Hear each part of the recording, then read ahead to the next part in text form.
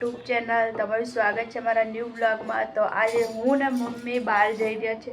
ક્યાં જઈ રહ્યા છે તમને આગળના વિડીયોમાં ખબર પડશે, તો અમારી સાથે બની રહો। ચલો, તો એ લોકને બધું મારી દીધું, તો ચલો આપણે જઈએ। મારું આઉટફિટ જોઈ લો, સ્લેક ટી શર્ટ, કેમ કે ભાઈ આ ગરમીમાં તો સ્લેક ટી શર્ટ જ પહેરાય। હું ને મમ્મી રિક્ષામાં બેસી ગયા છે ને તડકો તો અત્યારે બહુ જ છે, કેમ કે 4 વાગે એટલે તો જો કંઈક ગરમી બહુ લાગે એટલે અમે વિચાર્યું કે આટો જ મારીએ બહાર। અત્યારે બી કેટલો તડકો છે, જો ગરમ ગરમ એકદમ પવન આવી રહ્યો છે। મમ્મીની ઈચ્છા હતી એટલે અમે પકોડી ખાવા ઉભા રહ્યા છીએ। હજુ અને અહીંની પકોડી સારી હોય છે, ભારતીય આશ્રમ છે ત્યાંની, તો આ તો હેલ્ધી જ થયું એટલે હેલ્ધી અમે ખાઈ લીધું। બહાર આવીએ ને કંઈ હેલ્ધી ના ખાઈએ એવું તો બને જ નહીં।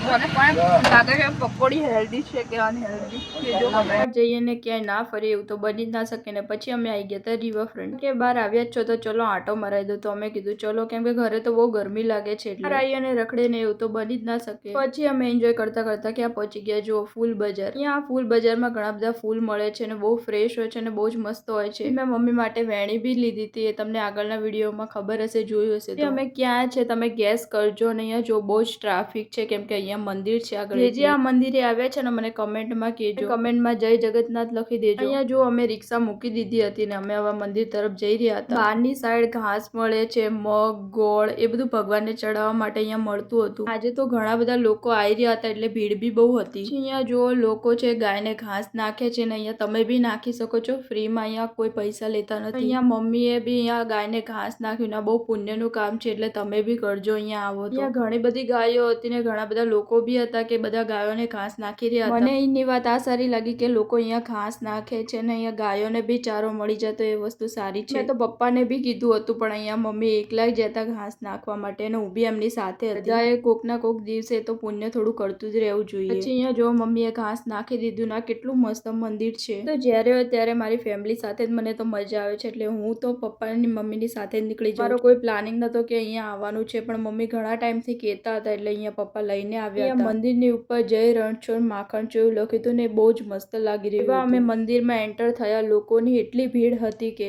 અને ઘણા બધા લોકો આવ્યા હતા। જો તમે આ મંદિરમાં આવ્યા હશો તો તમને ખબર હશે કે આ મંદિર કયા ભગવાનનું છે। ભગવાન જગન્નાથ, સુભદ્રા અને બળદેવજીનું મંદિર છે। અમે દર્શન કરતા હતા ને ત્યારે એવું લાગતું હતું કે ભગવાનની સામું જ જોઈ રહીએ, એટલી મસ્ત મૂર્તિ હતી અને અહીંયા એને બહુ જ સારું લાગી રહ્યું હતું। મમ્મી મને એમ કહેતા હતા કે મારું ધ્યાન તો ભગવાન ઉપર હટી જ નતું રહ્યું। અમે ઉપર જ્યાં તો બીજા બી ભગવાનનું મંદિર હતું, ત્યાં બી દર્શન કર્યા ને અહીંયા જો રાધા કૃષ્ણનું મંદિર બહુ જ મસ્ત લાગી રહ્યું હતું। મારા અહીંયા સારી રીતે દર્શન થઈ ગયા હતા। અહીંયા અમને આવીને બહુ જ શાંતિનો અનુભવ થઈ રહ્યો હતો। અમને જીવનમાં ઘણી બધી તકલીફો હોય ને મુશ્કેલીઓ હોય, પણ જ્યારે તમે ભગવાનના મંદિરમાં આવો ને ત્યારે એકદમ બહુ જ સુકૂન લાગે છે અને શાંતિ બી મળે છે। અહીંયા બહુ બધા લોકો હતા પણ અહીંયા બધાના સારી રીતે દર્શન થઈ રહ્યા હતા। પછી અમે થોડી વાર ત્યાં જ બેસી રહ્યા હતા। મેં મારી યુટ્યુબ ફેમિલી માટે બી પ્રે કરી હતી। અમારા દર્શન થઈ ગયા હતા એટલે અમે નીચે આવી ગયા હતા અને અહીંયા પ્રસાદીની લાઈન હતી એટલે અમે એ ઉભા રહ્યા હતા। મેં ને મમ્મી ને પપ્પાએ પ્રસાદી લઈ લીધી હતી ને એ પ્રસાદીમાં ગાંઠિયા હતા। અહીંયા બીજી બી પ્રસાદી મળી રહી હતી, અમને ખબર નહીં કઈ રીતે લેવાની છે એટલે અમે લીધી નથી, કે હવે અહીંયા રાતનો ટાઈમ થઈ ગયો હતો અને મંદિર બી બંધ થવાની તૈયારી હતી એટલે ઘણા બધા લોકોની ભીડ બી હતી। પછી મેં અને મમ્મીએ ઘણા બધા વિડીયોઝ બી ઉતાર્યા અને ફોટો બી પાડ્યા હતા। અમે બધે તો પ્રસાદી ખાઈ લીધી હતી, પણ મમ્મી જો તમને બી ખવડાવે છે કે પ્રસાદી ખાઈ લેજો। અહીંયા જ્યારે બી રથયાત્રા હોય છે ત્યારે આના કરતા બી વધારે પબ્લિક હોય છે। હું તો અહીંયા પહેલી વાર જ આવી છું, હું કોઈ દિવસ રથયાત્રામાં આવી નથી। જો મને મોકો મળશે તો હું જરૂર રથયાત્રામાં આવીશ। અહીંયા મંદિર એટલું સુંદર હતું કે એવું થાય કે અહીંયા જ બેસી રહીએ, જવાનું મન જ નથી થતું। અને અમે આવ્યા ત્યારે પાછળના ગેટથી આવ્યા હતા। આ જે છે એ આગળનો ગેટ છે ને અહીંયા જો સુંદર લાઈટ થઈ રહી હતી। મને તો આ મંદિરે આવીને બહુ જ સારું લાગ્યું હતું। પછી અમે બહાર આવીને જોયું તો અહીંયા રથ બી પડેલા હતા અને આ રથ દેખાવમાં બહુ જ સુંદર હતા।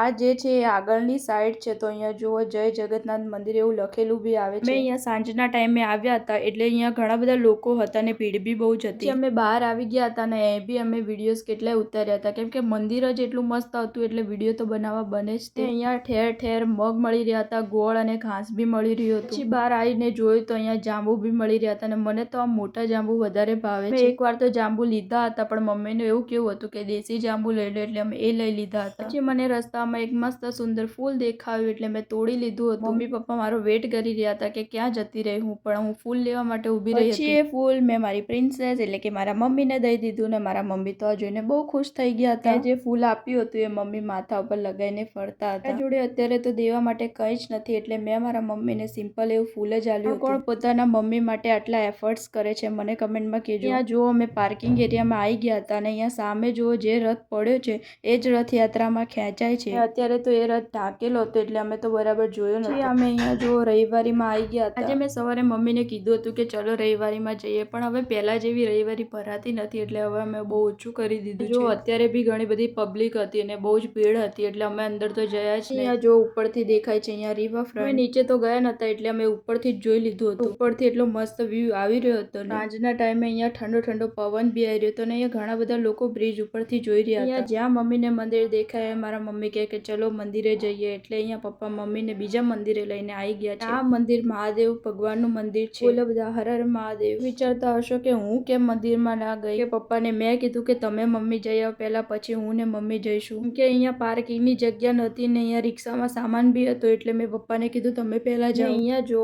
મહાદેવ ભગવાનનું મોટું એવું શિવલિંગ છે તો એ બહુ જ મસ્ત દેખાતું હતું. મંદિર બહુ જ ગમ્યું. અમે ઘેર જવા માટે નીકળી ગયા હતા અને રસ્તામાં મને બહુ ભૂખ લાગી એટલે અમે બેકરીમાં આવી ગયા. આજે અહીંયાથી કોઈ લીધું નતું, ખાલી મેં અહીંયા પફ જ લીધો હતો. મેં અહીંયાથી ચાઇનીઝ પફ લીધો હતો. આ હું પહેલી વાર ટ્રાય કરું છું કેમ કે મેં અહીંયાથી ટ્રાય નથી કર્યો. મેં ટ્રાય કર્યો તો મને ઠીકઠાક લાગ્યો કેમ કે પહેલા જેવા હવે અહીંયા પફ નહીં આવી રહ્યા. ગમે તેટલું ટ્રાય કરું પણ મારાથી હેલ્ધી ખાવાનું તો ખવાતું જ નથી. જ્યારે હોય ત્યારે મારું ચટોરી જીભ જે છે અનહેલ્ધી ખાવા તરફ જ દોડે. દિવસથી બધાને પિઝા ખાવા હતા એટલે મેં કીધું ચલો પિઝા લઈ લઈએ. અમે ડોમિનોઝમાંથી પિઝા લઈ લીધા. અહીંયાથી ઝીંગી પાર્સલ લીધું. અહીંયા ઝીંગી પાર્સલ બહુ મોટું આવી રહ્યું હતું પણ અહીંયા તો જુઓ નાનું એવું રમકડા જેવું આવી રહ્યું છે. મેં અહીંયા ક્લાસિક પિઝા લીધો હતો ને એકદમ રૂખો સુખો હતો. મેં રેડ કેપ્સિકમ અને પેપ્રિકા વાળો બી લીધો હતો. એ મને ખાવામાં ઠીકઠાક લાગ્યું. ને જો તમને મારો વિડીયો પસંદ આવે તો મારી ચેનલને સબસ્ક્રાઇબ કરજો, લાઇક કરજો, કમેન્ટ અને શેર કરજો. કમેન્ટમાં જય જગન્નાથ લખી દેજો. Thank you for watching. By guys. આવા ન્યૂ વ્લોગ જોવા માટે મારી ચેનલને સબસ્ક્રાઇબ કરી દેજો. By guys.